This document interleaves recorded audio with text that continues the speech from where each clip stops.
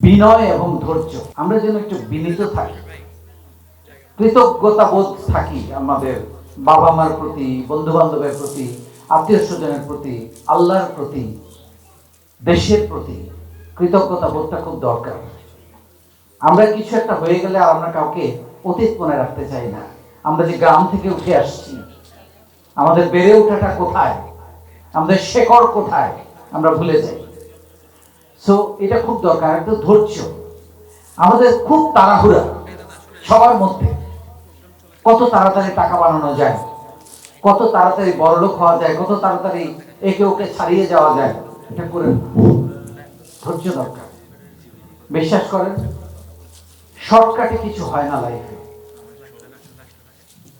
এই শীতকালে দেখেছেন আপনারা কি সুন্দর সুন্দর দেখতে না? ওই যে গাঁদা ফুল শীতকালে জন্মায়, চট করে বড় হয়, কি সুন্দর রং, তাই না? কিন্তু কোনো গন্ধ নাই, 2 মাস পরে আর পাওয়া যায় না। এটা কেন? আপনাকে তো লম্বা রেস খেলতে হবে এখানে, সারা জীবন আপনাকে এগিয়ে যেতে হবে একটু একটু করে। সো শর্টকাটে কিছু করার চিন্তা করেন না। প্রচন্ড ধৈর্য দরকার।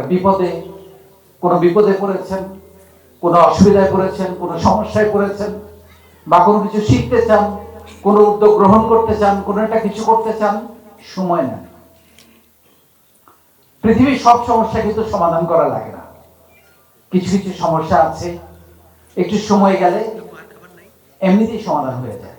দেখবেন কিছুই করা লাগে না, শুধু কিছু টাইম পাস করা দরকার এবং সেই টাইমে নিজেকে সংযত রাখা দরকার। Don't react. মেজাজ হারাবেন না, এটা খুবই গুরুত্বপূর্ণ।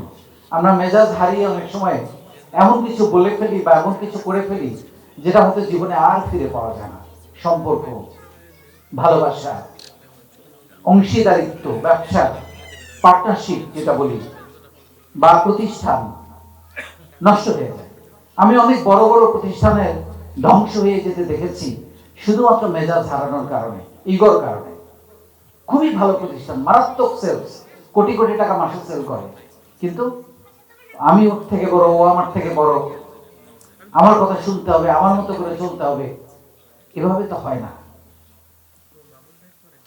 তাই না? আমাদের মেয়েদের যখন বিয়ে হয়, আমি কথাটা প্রায় বলি, এবং এটা নিয়ে আমি এটা মানে প্রায় বলি কথাটা, আমি ফ্যামিলিতে বলি আর কি কথাটা।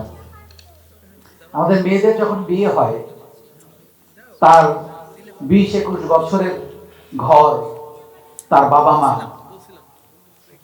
তার বিছানা, তার বালিশ, তার বই, তার স্মৃতি, সবকিছু ফেলে বিয়ের পরে স্বামীর সংসারে যায়। যাওয়ার পরে আমরা কি বলি?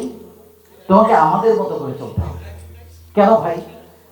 ওই মানুষটা তো সব ছেড়ে আমার কাছে এসেছে, তাহলে ওকে কেন আমাদের মতো চলতে হবে? আমরা সবাই মিলে তার মতো করে চলি না, তাকে স্পেসটা দেই, জায়গাটা দেই। একদিন সে এই সংসার চালাবে, এই সংসারের মূল চাবি তার কাছে চলে যাবে, সেই সুযোগটা তাকে দিতে হবে।